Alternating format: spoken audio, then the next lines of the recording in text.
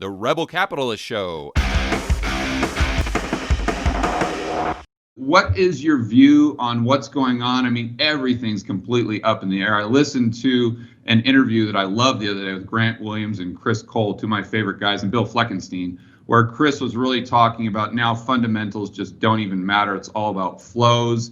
I wanted to start by getting your opinion on that before we get into some of the quad stuff. Yeah, and Cole in particular is an interesting opinion, and certainly one that I hold in high regard, because he starts from the same place that I start, which is not the price of the market, but the volatility of the market. And I think that's more or less, what he was probably saying when he says nothing matters. I mean, you could give me a headline on pretty much anything. By the way, if you did give me the headline, illegally gave me the headline, and I'd be wearing an orange jumpsuit on the Pfizer news, what would you have done with that? I mean, a lot of people would have said, well, I'm just going to buy a lot of stocks, and you would have got killed in all the stocks that everybody owns because the NASDAQ was down in the in the 3% range immediately following that, and the S&P, kind of like the broad market, was only up 1%. So really, it's a narrative-driven market, and there's a ton of volatility. There's actually more what we call cross-asset class volatility than we've ever seen before.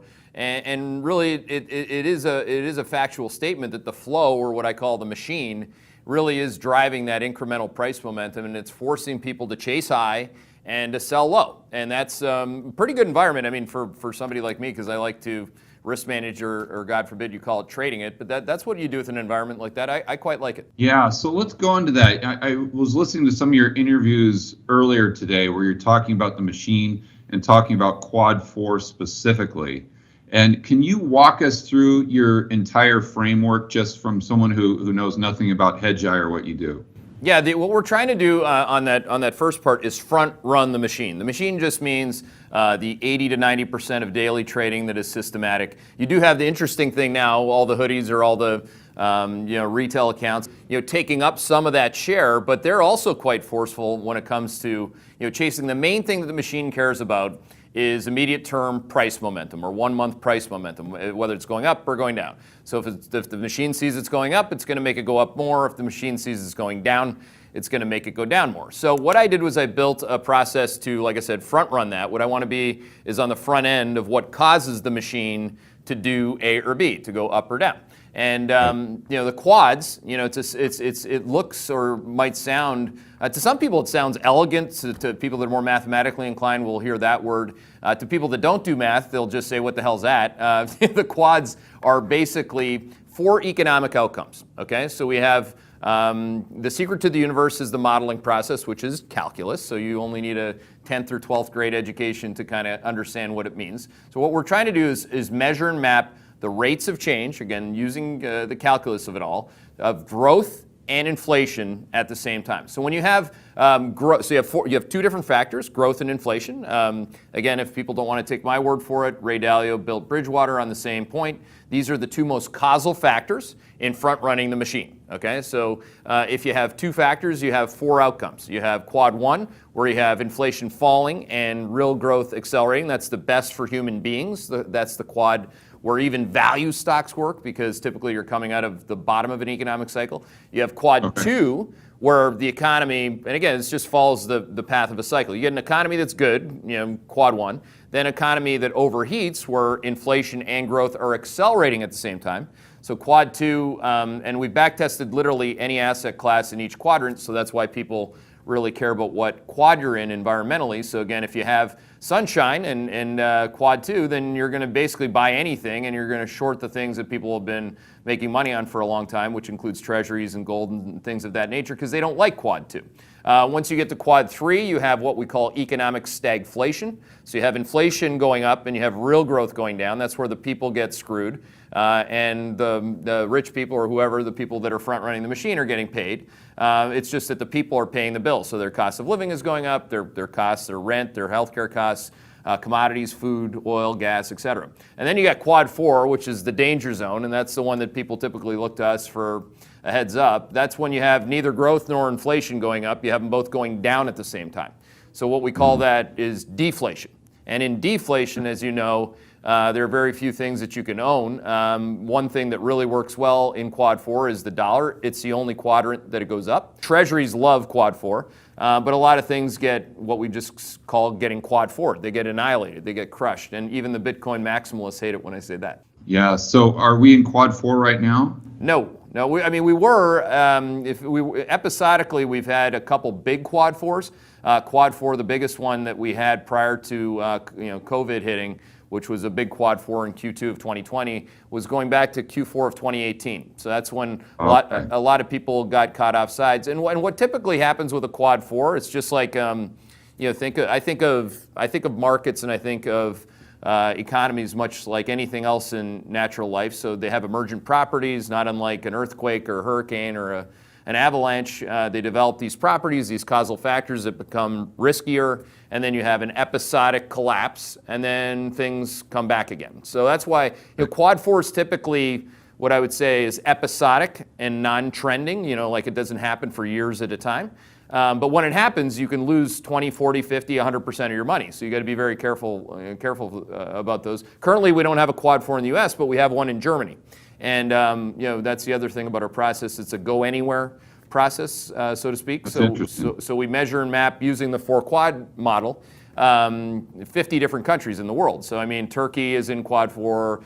Brazil just came out of quad four. The USA was episodically in quad four throughout September, but it wasn't trending. So that's where we're at on that. Okay, so what was the US right now? We're going into what we call quad two, which is quad two is where you get interest rates go up and you start to get a lot, and this is primarily why bank stocks and energy stocks have finally stopped going down and start going up. Quad two, again, is when you get real inflation. And what's interesting about this is that the Fed is now just basically taking the lid off whatever their bullshit target for inflation is, and they're going to let it run hot. And that's actually going to run really hot. But within 3 to 6 months from now, we think inflation is going to be at the highest level than even on the government statistics, which, as you know, are also bullshit. They're going to be it's going to be running hot, and quad two is where we're trying to tilt our asset allocations. So how do you see that through yield curve control? Because I think I heard you this morning on another interview, you're talking about interest rates going up. And I don't want to put words in your mouth, but I think you said the Fed is going to have a hard time managing that. And I just remember reading that Brainerd is kind of in line or at the top for the Treasury position. Yeah. And I know she's been all about yield curve control. So how do you see that? And do you believe that they're not going to be able to cap those interest rates, or how do you see it? Well, I mean, it's hard to understand what the next central planner, whether it's Lyle Brainerd or if it's still going to be Powell or it's going to be some other flavor of the month with MMT on top of it and makes everyone feel good until they actually do it and tell you. Right. But the way that I look at yield curve control, there's 2 different kinds, at least 2 flavors that look to be popular. And again, I'm not a big fan of central market planners. I don't think that God put them on the earth to bend and smooth economic gravity, albeit they've tried. They try really hard, but they don't quite seem to get the economic outcomes that they promise people. But that said, yield curve control, you can either do it Japanese style. Japanese style is pretty simple yield curve control, which is you don't have a yield curve. In other words, all interest rates are at 0. They're not like deeply negative like they are in Germany. The 10-year yield in Germany is minus 0.65%. The 10-year yield in Japan is 0. So that's yield curve control. There's absolutely nothing going on. That's why you'd never buy a Japanese bank, because nobody makes money. There's no VIG. There's no yield curve to capitalize on. The yield curve that the U.S. has basically said, hey, look, we're interested in, at least from what I've heard amongst the academic types, is that, well, we like keeping we like anchoring or controlling the low end of the curve and letting the long end of the curve trade with free markets, or at least kind of trade with free markets. Now, so that, when I hear it that way, that's why, George, I'll say, well, the Fed's going to have a problem with that, because if I'm right on inflation in particular, growth and inflation accelerating at the same time, what happens is that interest rates go up no matter what the Fed's trying to do. So that's what happened in 2013. That's what, of course, happened in 2018. And then the Fed is late to the party. They don't, interest rates don't go up because the Fed raises interest rates. The Fed raises interest rates after interest rates are going up to validate that they have some semblance or clue of what's going on, which they absolutely don't. What if we have inflation going up, negative real growth, and they try to increase interest rates? Won't that really be detrimental to the economy? Well, that'll put you in quad four. Like that's exactly what happens, George, which is they did it. That's exactly what happened in Q4 of 2018, is that they started to raise interest rates and they perpetuated deflation. So you cannot have your cake and eat it too. You can't have bubbles upon bubbles upon bubbles built on cheap money or the cost of capital being zero, and then all of a sudden, start raising interest rates after they go up. And that's I think that's the key, at least to how I think about it, which is, and this is the history of the Federal Reserve. They raise rates after they've gone up. They don't make them go up. So then they raise them one more time and you get that final thrust and the market says, hey, I really don't like that. And you get deflation of asset prices, and then the Fed has to do what? They have to cut interest rates. So that's the game that they put themselves in.